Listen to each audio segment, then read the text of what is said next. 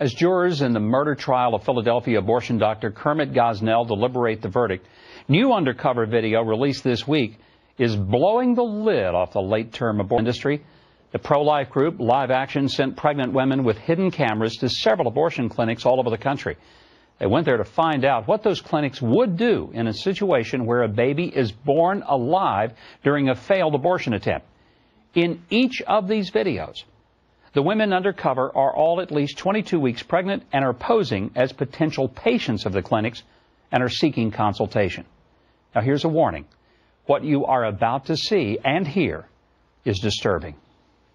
When you come in tomorrow, you'll be 23 weeks and 2 days. You don't look like a baby yet. It doesn't? Technically, it has its organs. It has parts, like we all have parts, but it's not done. So, like, does it have a face or like all of that stuff? Or? Yeah, kind of. Okay. Yeah. I mean, it has what's developing into.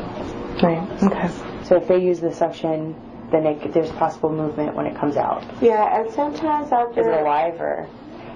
Sometimes they are, yeah. It does happen. Like, if they do it, if I were to choose to do it that way, like, you would just let it go, right? Okay, so you would just let it die on its own if it was whole and breathing. Yes? Okay. And do not resuscitate. Okay. So you said I'm like 23 weeks, so like...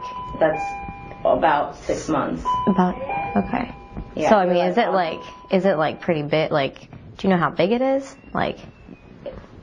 It's 6 months. It's fully grown. That's just how you get rid of it, whatever. Garbage. Yeah. Like, what if it was like twitching or like something like that? Like, the solution will make it stop. Okay. Yeah. Okay. It's not gonna be moving around in the jar. Okay, the solution would make it like. Yeah. That's the whole purpose of the solution. Okay. So like, if it looked like it was like breathing, thing like that, it automatically stops. What if it like pops out like at home? Like, if it comes out, yeah, then it comes out. Then Flush it. My gosh. It's hard for me to watch this. It's just hard to see this. Joining me now is the president of Live Action, Lila Rose, whose organization was able to obtain that video. Lila, it's disturbing. What's the most disturbing thing that you guys uncovered? This is just horrendous. Sure. Well, Governor, there's so many disturbing and heartbreaking elements of these tapes. This is the late-term abortion industry in America at large. And what we're seeing here are two major things. First of all, the brutality of abortion, what it actually is doing to the baby in the womb. I mean, some of these tapes, the abortionists are describing how they cut the umbilical cord so the baby stops, quote-unquote, pulsing. It's asphyxiating, suffocating to death. Or how they reach in and grab out pieces of the baby with pliers or forceps to pull them out piece by piece. I mean, it's regretful I even have to say these things and people, have to hear them, but this is what's actually happening and is legal. And then what is not legal is if that baby comes out alive, which it sometimes does because they're inducing labor over a period of 2 to 3 days, sometimes those victims, those little children come out alive, and then the abortionist who's being paid up to $10,000 to kill these children thinks, okay, I have to deal with this. And on the tapes they're discussing about how they would kill the children, putting them in jars of toxic solution or just leaving them, struggling for their lives, leaving them to die in the clinic.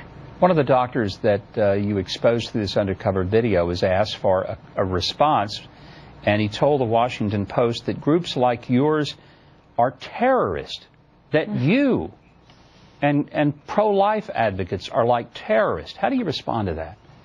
Well, I mean, first of all, our 24-week pregnant investigator who was courageous enough to go into this late-term abortion clinic from the White House at this abortionist clinic, for her to be called a terrorist, I mean, it's really absurd. This is a courageous woman. But beyond that, it just shows the desperation of the abortion industry. This abortion leader, this abortionist is saying, trying to deflect attention from what he's doing in his clinic. And especially when, international terrorism is hurting so many people, it makes it even more absurd. But he's deflecting deflecting attention, Governor, from what he's doing every day. And that's the best that abortion advocates can do. They can use these euphemisms, these false words like choice or, empowerment or reproductive freedom, but what they're really doing is covering up violent, brutal acts that we wouldn't even subject puppies or kittens to, but we're subjecting our own children to, our precious children to, and hurting women along the way. So that's what's really going on here when this abortionist is, calling us names.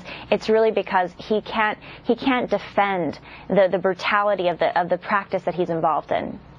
Lila, I was struck by the callousness of the people in these so-called clinics. I refuse to even dignify the name clinic associated with people who would do these horrendous acts. They were callous. They were cold. They even were laughing about the procedure and what it would do. And I think everyone in our audience was gasping aloud as we watched this. What have we come to? It's heart-sickening, Governor. It's disturbing. But this is what we've come to because we've allowed abortion in America. The women's rights movement, supposed women's rights movement, the so-called self-named feminists. I call myself a feminist, but these feminists that claim that abortion somehow empowers women and it's a right and we need it. Abortion does not empower anyone, especially not women. No woman walks into one of these, these abortion centers where people like Gosnell are butchering women and hurting children, or Santangela's clinic in D.C. feeling powerful. A woman doesn't walk into an abortion clinic feeling powerful. She feels powerlessness. That's because, for us to kill our children doesn't help us achieve our dreams. And I think that's one of the biggest lies that the last 40 years has tried to force into women, that somehow abortion is going to make us better off. It hasn't. It only has pleased maybe our bosses who wouldn't promote us unless we weren't pregnant, or our boyfriends who wouldn't stay with us. That's not women's empowerment. I think we need to shift the paradigm here, that we don't have to kill our children to achieve our dreams, and nothing justifies taking the life of a child, a helpless child, inside or outside of the womb.